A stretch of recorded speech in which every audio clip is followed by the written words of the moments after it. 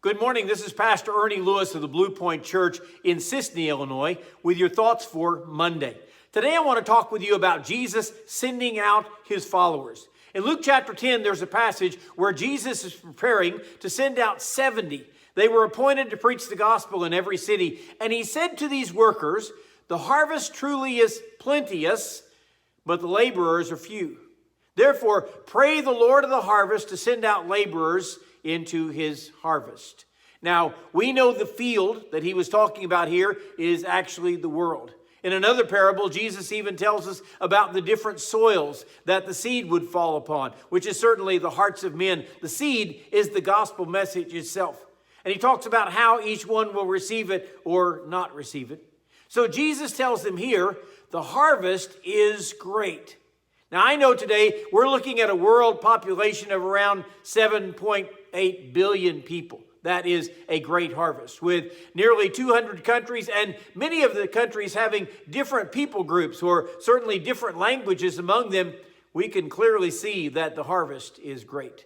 Today, with this worldwide population of professing Christians only being about a third of that, or even less, maybe 29% of professing Christians, the harvest is monumental. And Jesus also warns the laborers are few. One of the saddest points that I see in this passage, it doesn't mean here that there aren't enough professing Christians in the world. It means there aren't enough proclaiming Christians in the world. There aren't enough of those true laborers out there that are sharing the gospel with those who desperately need to hear it. Mission sending agencies today are begging for volunteers to go, wanting more people to take up the lead and go into these nations and share the gospel. As a matter of fact, even missionaries themselves are begging for others to come and help them, because when they get to their field, they realize what a huge task it is and how small and helpless they feel. Lost people groups are dying, going to hell for lack of workers. And Jesus said the key is to pray here. When was the last time we prayed for more missionaries? Sometimes whenever they come to our churches to raise the funds they need to go to countries, some people may be praying for less missionaries. Or sometimes we mention missionaries in the middle of our prayer in this all-encompassing sweep, saying, "Lord, bless all the missionaries in the world today." I wonder sometimes if he even hears such a prayer, because we really don't mean it. We're not thinking about any missionaries. It's just one of those things we say. Prayer is the key here. Jesus said, pray the Lord of the harvest to send out laborers.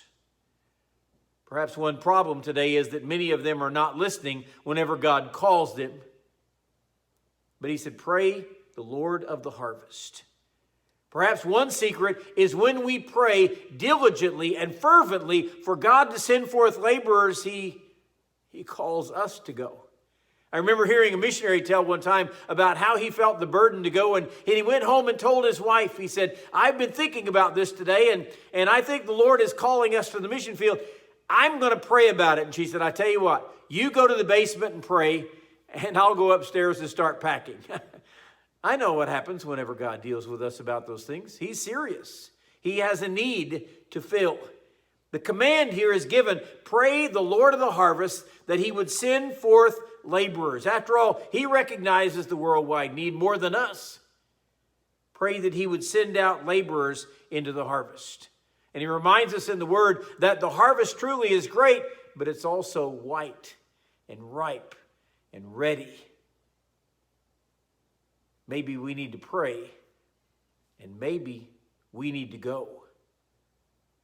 Pray that God would use us in this vast harvest of this world to bring people to Jesus.